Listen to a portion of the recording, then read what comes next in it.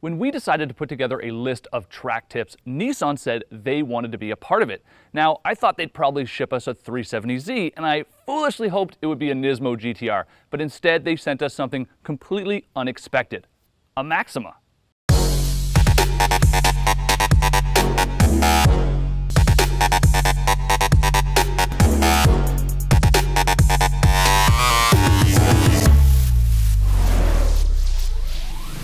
Yes, it's a family sedan, but the reality is that on a racetrack, most of today's cars have more potential than their drivers, and this one is no exception. In fact, Nissan's Maxima first earned the four-door sports car nickname back in 1989, and that generation of nameplate made roughly half the horsepower this one does. This vehicle right here is the new 8th generation Maxima in SR trim, its sportiest version.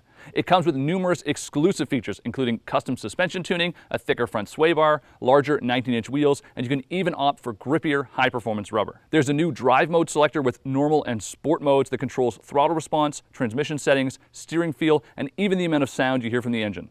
SR models also get some custom software, including a torque vectoring system to help it carve a corner. But what really counts is behind that boldly styled grille. Power is provided by a totally reworked 3.5-liter V6, making 300 horsepower and 261 foot-pounds of torque. Welcome to the incredibly scenic Calabogie Motorsports Park just outside Ottawa, Canada. With 21 turns and 3.14 miles of space, it's one of the longest racetracks in North America. And it's our playground for the day to demonstrate for you proper driving technique.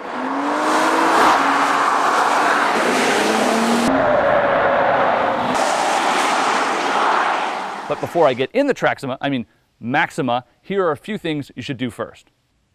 To make sure your car is up to the strenuous task of track driving, make sure to check your tires, check the tire pressure, and check your brake pads. Apart from racing slicks, some ultra high performance rubber like these Bridgestone Potenzas will give you maximum grip. To make sure these grippy Alcantara seats are grabbing my butt just right, I should make sure the seat back is brought forward. It should be enough that my wrists can rest on the top of the steering wheel with a slight bend in my arm and my shoulders and my back still pushed against the seat back. This will probably feel uncomfortably close to you, but it's the right way to sit. You should also be able to fully depress the brake pedal and still have some bend left in your leg. And as a general rule, the lower you sit, the more it forces you to keep your vision up, which I'll explain later is critical. As I pull out onto the racetrack here, I should point out that I have this place all to myself. Now, chances are you won't. So I suggest you familiarize yourself with all of the flags they use at a racetrack, as well as how and when to let other cars pass you.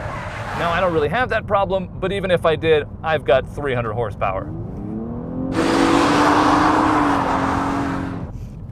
Whether you've got a nice flat bottom steering wheel or not, make sure to keep your hands at 9 and 3 and keep them there, especially when you're turning. Don't shuffle your hands over top of each other or let the steering wheel slide through your fingers. This way you'll always know exactly how to get your car pointed straight again. I'm sure you've made a split-second mistake in a parking lot after some heavy-handed wrestling with the steering wheel and forgotten exactly where your tires are pointed. In a corner at 60 miles an hour, that half second can be bad news. Keeping your hands at 9 and 3 will also prevent you from putting in too much steering input. Your car's steering rack was designed for low-speed maneuvering on the street, but on a racetrack and at speed, little inputs go a long way. And FYI, if you're using more than a half lock of steering, you're either oversteering, also known as drifting, or understeering, which is more easily described as plowing. Finally, it's time to talk about driving, and here it's key to follow what's known as the racing line. Now, that's the fastest line around a racetrack, and it's not always what you might think. Here we have cones marking certain areas of the track, and they fall into one of 3 categories. A turn-in cone is self-explanatory. You can also think of it as the point on the track where the car changes direction.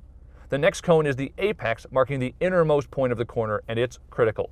Finally, we have exit cones, which indicate the spot where you can reapply full throttle if you've got your wheel pointed straight ahead, which at this point, it should be.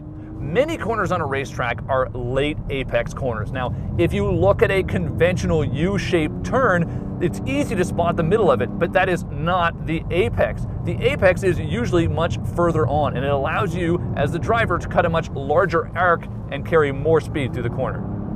As an example, just watch how long it takes to get through this corner when you actually drive through the middle of it versus taking the proper driving line. And even once you know this, it can be hard to have the patience and wait for a late apex. For my next tip, don't be afraid to use all of the track. While you do want to avoid really big curbs that will unsettle the car, a lot of the smaller curbs you can just run right over, and it really helps you get the most out of the track, making it as wide as possible. This includes those rumble strips or painted stripes in the runoff areas. Hug those apexes tight, otherwise you'll risk running out of track at the corner exit. Even a couple inches can add up to tenths of a second each lap, which is huge. The stiffer your car's suspension, the more it will be unsettled by bumps. The new Maxima actually has a system called active ride control that can pulse the car's brakes to help stabilize the suspension after a bump. Combined with a relatively compliant setup, it's allowing me to really use these curbs. The next tip is critical, and it's something I could have mentioned right off the bat, and that is vision. Basically, when it comes down to it, the further ahead you're looking down the track, the more time you have to react. So when you're headed into a corner, you should already be looking at the corner exit, not at the apex cone. Here's an extreme example to prove a point. I'm going into a tight corner, and here I'm not looking ahead of me, but at where I want to be next, meaning I'm looking right out my side window and at the corner exit. If you want to go somewhere, look there. Likewise, if you want to avoid something, don't look at it. Okay, now it's time to talk about slowing down. And the important thing is to apply a lot of brake pressure early on and then ease up. A really common mistake that most drivers make is they wait until the absolute last second and then they just push down really hard on the brakes. Doing this often means an overslowed car with the driver then lifting off the brake quickly, causing the front suspension to spring up, which reduces pressure on the front tires, reducing grip and creating understeer. Then you're likely to try and add too much throttle or too much steering, and that just makes the entire situation worse.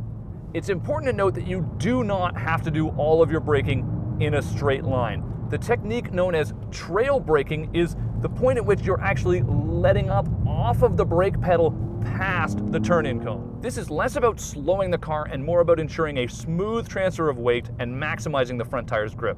Don't freak out if you don't get this right away, it's tough.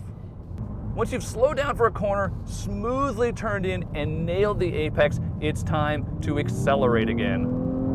At this point, don't just hammer down on the throttle at the earliest opportunity. You actually want to slowly apply throttle as you unwind the steering wheel. If you don't do that, you're actually going to end up with tire spin. Think of the steering wheel and the throttle as being connected. As you move the wheel back to center, the pedal should go down. And corner exit is critical. Any speed you gain at the start of a straightaway will be amplified at the end of it. So the most important corners are the ones before the longest straightaways. And now for my final tip, you have to learn to feel your car. First-time track drivers usually go through a very specific experience. They start off slow, and then they speed up, and they exceed the level of grip of the car. And then they either get scared or they make a mistake, and they slow down, and then they speed up, and they basically ride that wave up and down and up and down. Driving fast on a racetrack is essentially being able to feel the edge of that grip and stay on it for as long as possible, which takes practice. You've got to learn what your car is telling you, sensing it in the steering wheel, from the tires, and even your seat. Track days are a lot of fun, but let me give you some serious advice. There are two enemies to going fast on a race circuit, and they are emotion and exhaustion. Both of them apply to you, and the latter also applies to your car. Don't do too many consecutive laps or you'll ruin your tires and overheat your pads. Something you'll know because the brake pedal will start to feel spongy and your braking distance will get a lot longer, as will your lap times. If you take the time to learn and practice, it's not hard to chase down some significantly more powerful cars and have people thinking your family sedan is really a four-door sports car.